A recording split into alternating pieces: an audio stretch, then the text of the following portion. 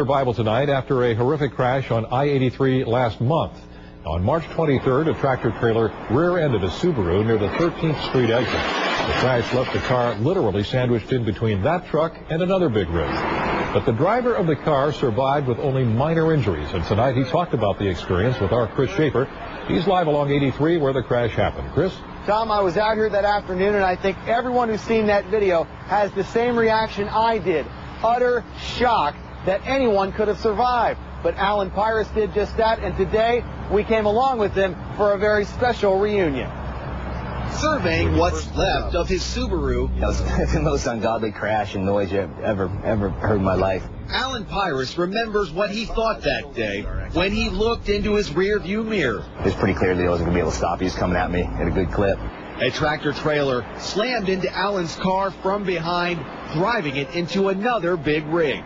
The way things were crumpled around, I was pretty much pinned. But amazingly, Alan only had minor injury. Among the first rescuers on the scene, Saul Alertis. They hadn't seen each other since the crash until now. So I want to say thank you. I appreciate it. Absolutely. It was, you guys did a great job, you know. Saul knew the crash involved a car and a tractor-trailer before he arrived. When we rolled up and saw only the tractor-trailers, we kind of looked over and, my gosh, is there a car in there somewhere? Alertis quickly found out that Alan Pyrus could talk to him. Fire crews still had to cut him out of the car. It's just amazing that he's standing here, but just because of the damage, that he's just a lucky man.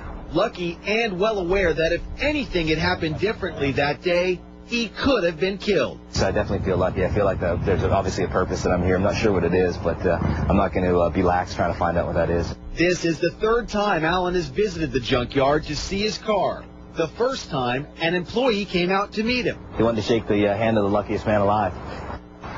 Pyrus is married. He lives in York. He's hoping his story will convince other drivers to slow down, pay a little more attention on the roads. He himself only started driving again about a week ago, and so far, Tom, he has stayed away from this section of I-83 in Harrisburg. And when you see the 22-322 wreck today, that car caught fire. It's amazing that his car didn't catch fire in his wreck, and then he lived to tell about it. He says the truck driver from the truck that was in front of him came and pulled some of the cables away that may have prevented some of the fire from happening. He walked away from that crash with only minor cuts and bruises. He was home in time to watch our reports about his crash, Tom.